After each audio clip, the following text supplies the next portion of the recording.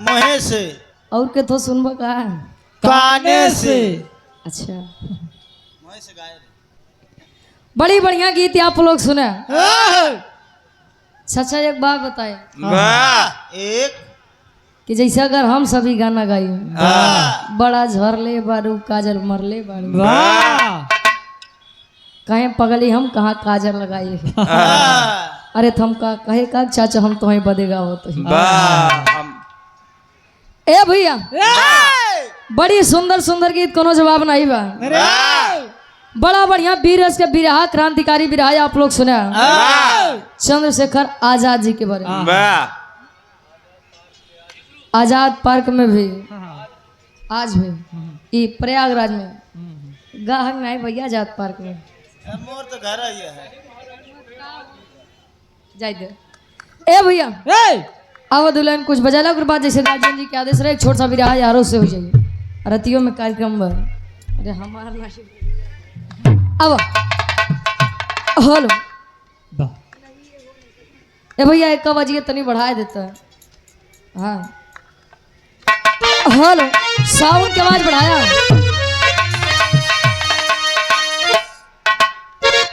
Hello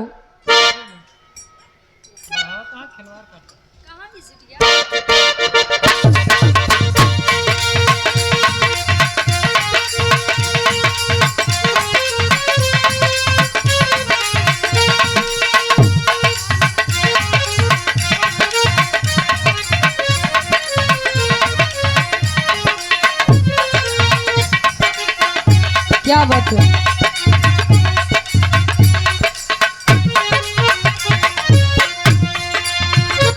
बड़ी बढ़िया गीत के संकेत करते हैं हिंदी दुनिया वालों ने गाया लड़का कहे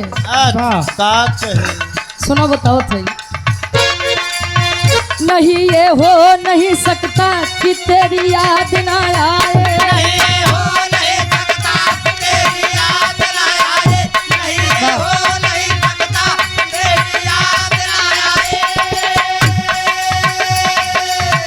बिना तेरे कहीं भी दिल मेरा अब चैन ना पाए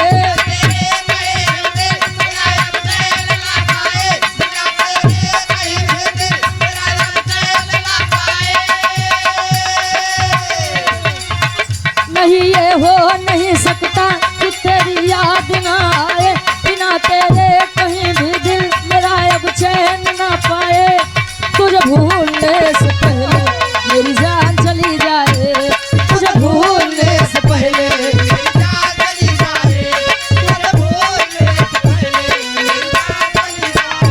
मेरी जान चली जाए मेरी जान चली जाए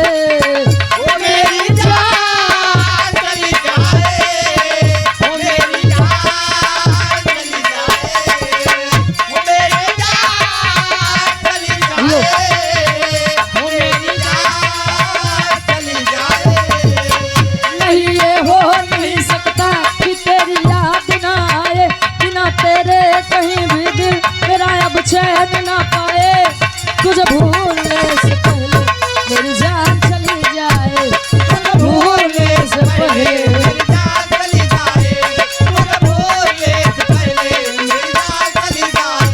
मेरी जान चली जाए मेरी जान चली जाए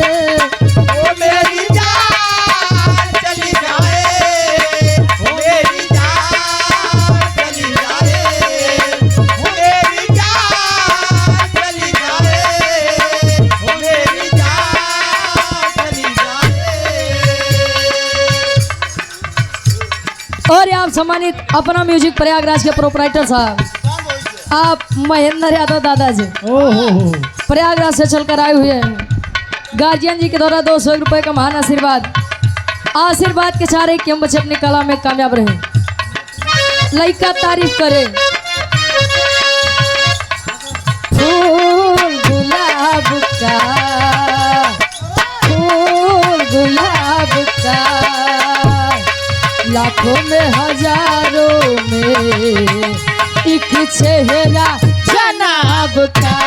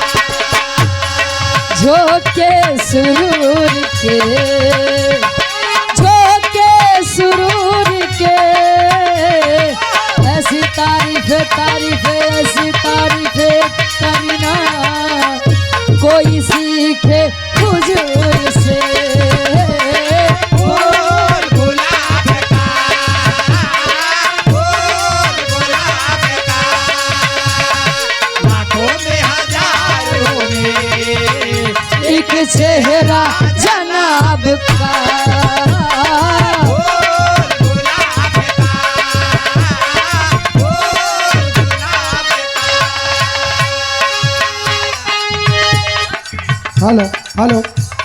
हाँ, मठिया तरफ रोड पे जो बाइक खड़ी है, जिसकी भी बाइक खड़ी हो, आप लोग उसको हटा लीजिए। उधर से एम्बुलेंस फंसी है, खड़ी है। तुरंत जाके जिसकी भी बाइक मठिया रोड पे खड़ी है वो अपनी बाइक हटा ले, नहीं तो हम हटाने जाएंगे तो हवा निकाल के तभी बगल करेंगे। तत्काल वहाँ पे एम्बुलेंस फंसी हुई है। आप लोग मठिया वाली रोड पे जो भी बाइक खड़ी थी हटा लें। और आप सम्मानित हृदय के गार्जियन जी, सम्मानित आप शेर बहादुर यादव जी, वाह गार्जियन जी के द्वारा एक गुलदस्ता और 500 रुपए का महान आशीर्वाद। वाह आशीर्वाद के सहारे के मुझे अपनी कला में कामयाब रहे। और आप सम्मानित राकेश सिंह जी, प्रमुख प्रत्याशी गौरा से, आलोक यादव भैया जी, जिला पंचायत प्रत्याशी गौरा प्रथम से 500 रुपए का महान आशीर्वाद, आशीर्वाद के सहारे हैं। और आप यम यम इंटरप्राइजेज, मोमुराद अली ऑल टाइप इंटीरियर डेकोरेटर, आप गार्जियन जी के द्वारा 200 रुपए का महान आशीर्वाद। माई भगवती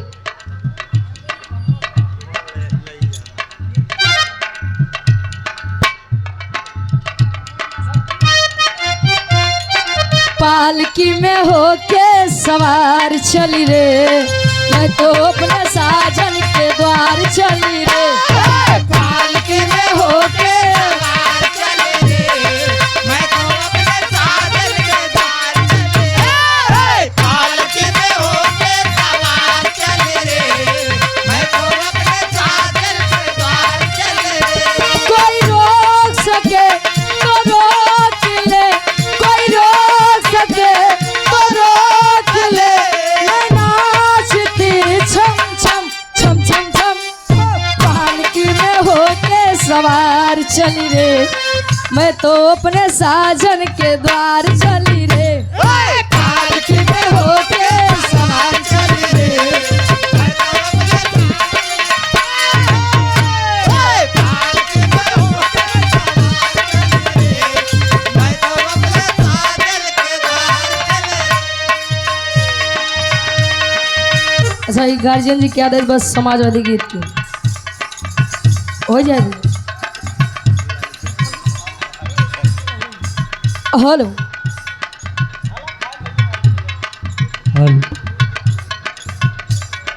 ये गार्जियन जी, अमरपाल चाचा यार देखा रुचि बोला होती है, समाजवादी गाना गाय सकी थी कि नहीं? सही जौन गई। प्रदीप दिलीप ऑर्केस्ट्रा जागरण ग्रुप किसी भी शुभ अवसर पर शादी, विवाह, तिलक, सगाई, बर्थडे पार्टी का उचित रेट पर ऑर्डर लिया जाता है।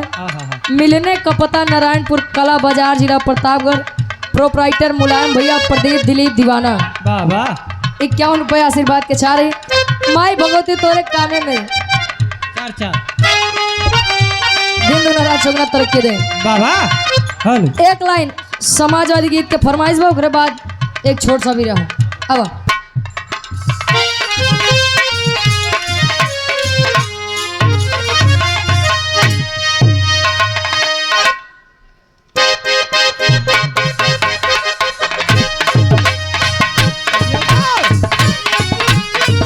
जियो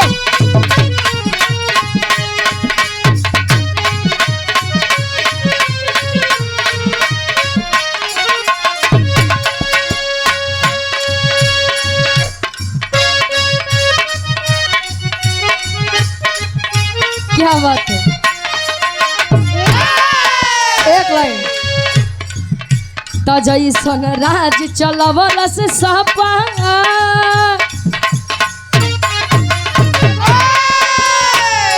तजैसन राज चलवल से सपा, अब परिवेश ना होई। जैसन राज चलवल से क्या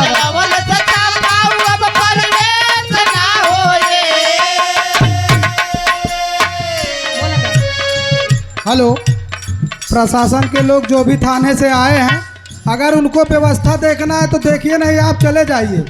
10 बार मैंने कहा कि वहाँ जा कर के गाड़ी डाइवर्ट करवाइए, अब भेजा तो कहीं जा कर के बैठे हैं। तो अगर आपके कानों तक हमारी आवाज़ जा रही है तो एसडीएम साहब के रोड जिधर गई है वहाँ से जाके गाड़ी डाइवर्ट करवा दें। नहीं करवाना है तो आप लोग चले जाइए, हम देख लेंगे अपनी व्यवस्था। BPN light sound company and photographer, आप किसी भी शुभ अवसर पर लाइट साउंड झालर फ्लोर हाइलोजन तिरंगा light Asarfi light 4K camera HD drone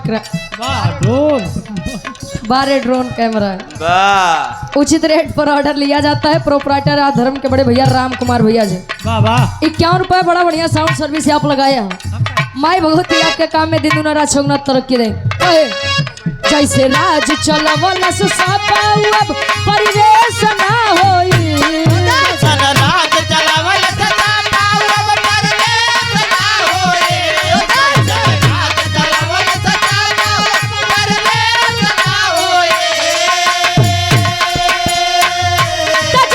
राज चलावल अब परिवेश ना होई।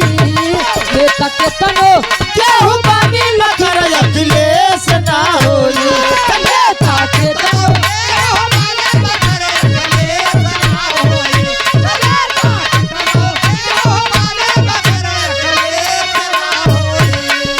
एक लाइन है और सादा जीवन उच्च विचार और सादा जीवन उच्च विचार और उसमें कुछ तो विशेष है। सादा जीवन उच्च विचार उसमें कुछ तो विशेष है। सादा जीवन उच्च विचार उसमें कुछ तो विशेष है। बात पे अपने अडिग रहे और बात पे अपने अडिग रहे और राशि जिनका मेष है।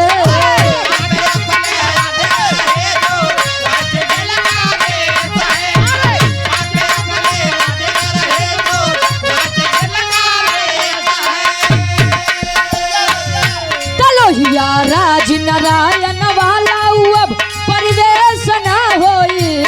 लोहिया राज नारायण वाला परिवेश ना होई।